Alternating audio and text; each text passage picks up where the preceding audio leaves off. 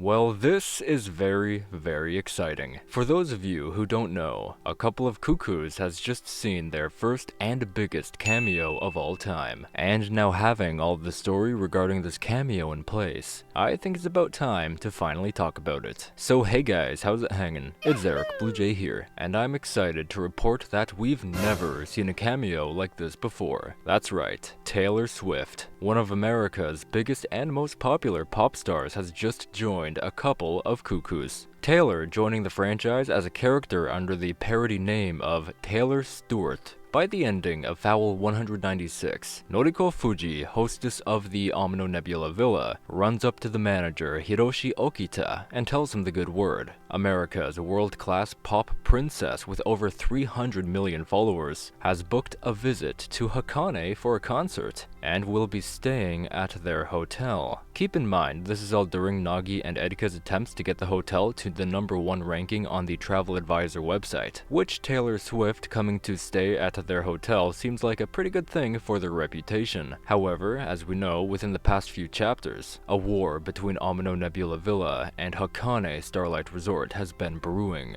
And what deepens this even further is Taylor were to be staying at the Starlight Resort the day prior to coming over to the Nebula Villa, which deepens the drama furthermore. Depending on how Taylor talks about each hotel will affect their rankings quite substantially. And by the ending of Foul 197, 2 days after finding out about Taylor going to be staying at the Starlight Resort, it's game on, because it is here where Taylor Swift has arrived at the Amino Nebula Villa. After all the employees being dazed from being in the presence of a pop star, especially Noriko, who is an exceptional fangirl of Taylor, Nagi is the only one who doesn't seem to be affected by this atmosphere, as he hasn't necessarily heard of her, but understands that she's a big deal. Nagi doesn't plan on acting any different or treating her of any difference. He just wants to continue his work as usual. This isn't something just anyone can relate to, but this is actually, funny enough, something I can relate to. Last year, I was in a situation and atmosphere very similar to Nagi here. I have actually met, served, and been in the presence of celebrity Keith David. Sometime last year, he visited the restaurant I worked at during a Comic-Con tour, I believe. All of my coworkers were very excited and whatnot. However, as a busser and host myself there, I remained on my usual behavior and treated him as anyone else. Although I thought it was pretty cool having a celebrity in a restaurant, and now being able to say that I've been in the same room as Keith David, I didn't make a big deal about it, and wasn't visibly excited as my coworkers or even Nagi's coworkers were. Nevertheless, after Noriko shows Taylor around the hotel and sights, she returns to the employee's room and faints soon after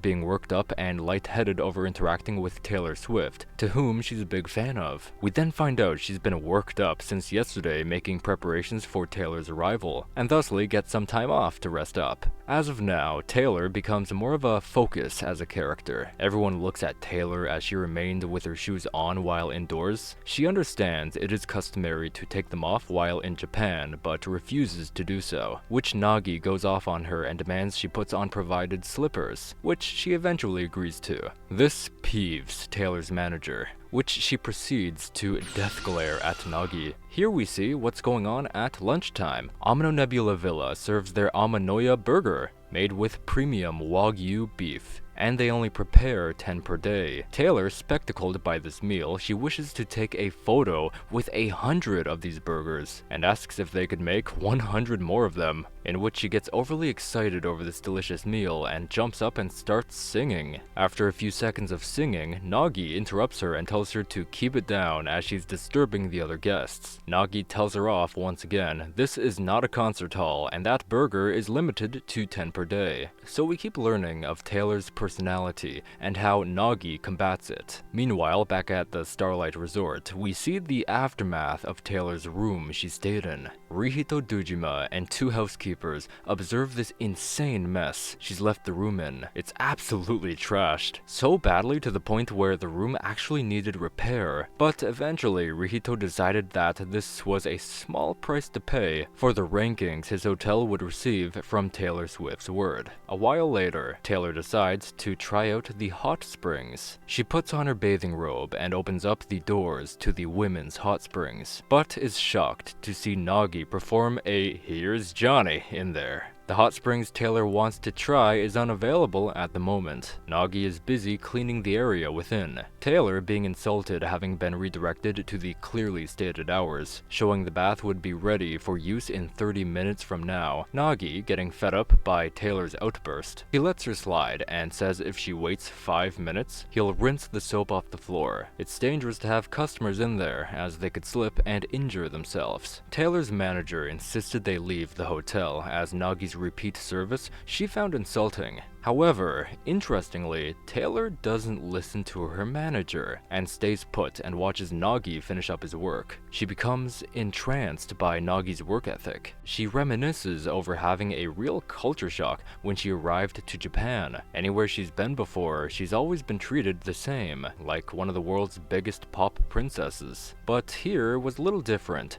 This one guy here treated her like he would anyone else, which fascinated her even more thinking about it. Nagi has really opened up Taylor's mind, helped her turn in a new direction, giving her opportunities to better herself, which even her manager figures out what Taylor is thinking, which at that moment Taylor got up and helped Nagi mop all the soap suds off the floor, all that while miraculously and elegantly creating a new dance that later sweep her fans and trended the internet by storm. The next morning, Taylor was checking out of the hotel and waving goodbye to the staff, saying she had an amazing stay. And you know what didn't happen? Taylor didn't leave her room in shambles like she did over at Rihito Starlight Resort. This was all able to be avoided by Nagi treating her like he would anyone else, and not being spoiled as Rihito staff did. So yeah, awesome learning curve there. So Nagi and Erika's time in Hakane seemingly coming to an end from the looks of it. Remember the purpose of this arc. Nagi and Erika have been volunteering their time to work at the Nebula Villa to pay off Sachi's high school entrance fee debt, as well as they've been required to get the Nebula Villa to rank #1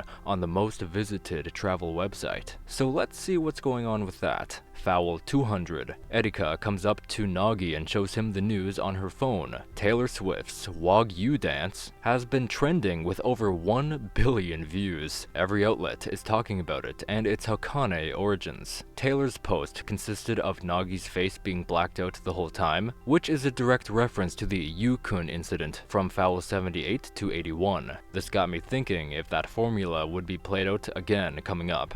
That, though, we're not sure of yet. I don't think it will. I don't think creator Miki Yoshikawa would recycle the same concept and do it all over again. Nevertheless, March 30th arrives, the day when the travel website's rankings will be updated. Sachi's entrance fees are riding on this. Opening up the webpage, we can see the Starlight Resort remaining in first place. But luckily, scrolling to the next one, everyone found out that the Starlight Resort and Amino Nebula Villa has tied for first place. Nagi and Erika managed. They were able to get the hotel to first place as insisted, being featured on the website's top position, even with a bonus for them specifically. They mention even Taylor Swift agrees on this ranking. But yeah, from the looks of it, Foul 200 is wrapping up the Hotel Wars arc, and I absolutely cannot wait to see what Foul 201 has in store. Let me know your thoughts about the Taylor Swift cameo in the comments, and the fact that she's an official character in the franchise now. I was absolutely surprised to see this, and what a wonderful story that came along with it. And of course, I'm super happy that Nagi and Erika were able to accomplish everything they've set out to do